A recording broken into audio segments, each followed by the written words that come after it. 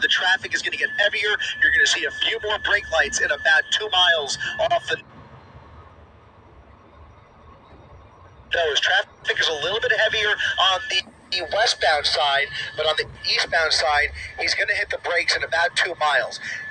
For the time being, those deputies are still in tow. They've fallen back a little bit, but right now, that driver has tunnel vision. He's got one mission, and he's just desperately trying to evade those deputies who have now fallen back even further. Every time he weaves through around another car in that carpool lane, they have to slow down because they are not driving the way he's driving, okay? They are staying back, trying to keep the public safe, but now they're in a position where they have to probably start calling in some units who are up ahead of him, like we've already seen back in Santa Fe Springs. So likely CHP setting up for a traffic break up ahead here.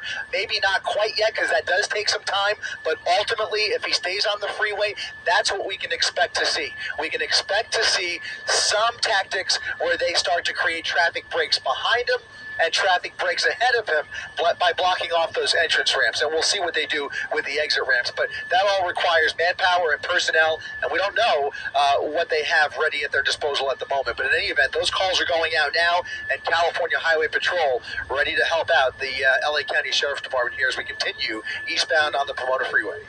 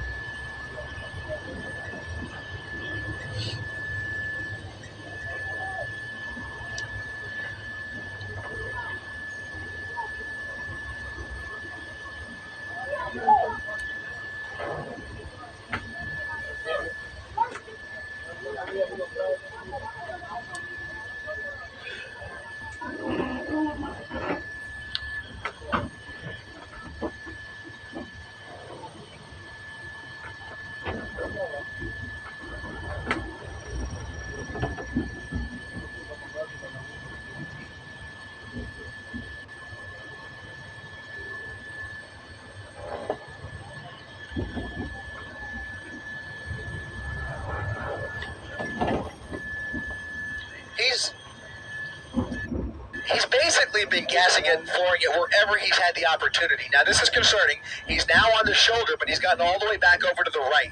As I mentioned, that traffic that I was talking about, that's what you're looking at here. It's too much traffic for his liking, and I predict that he's going to take one of these upcoming exit ramps here. So we'll look out for that as we try and come around the driver's side here in just a minute. But he is hugging that right lane, and I'm not exactly sure. This is going to be, let me just double check here. I think this is going to be perhaps, that might be Rose Hills Road, the next exit ramp here. In any event, he is committed. Look at this. He's actually moving over to the left, so maybe committing to the 60 here. I hope that's the case. But in any event, he, as you mentioned, Giovanni, he's just flooring it wherever he has the opportunity, just trying to create distance and space with those deputies behind him.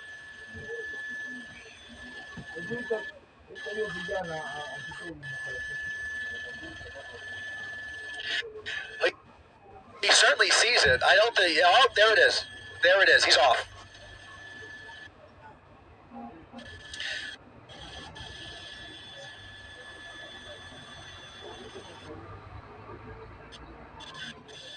It's going to be Azusa Avenue, and he can make a left or a right. Oh, he's cutting that guy off, making a wild right turn there, and now southbound Azusa Avenue. Southbound Azusa Avenue.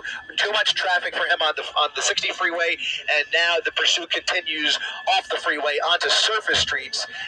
We'll see if the speeds continue as they have been, but looks like he may think that he's lost those units on the ground. Still see that night sun shining a light on him, but I don't see those deputies just yet. Not sure if they were able to get off the freeway with him.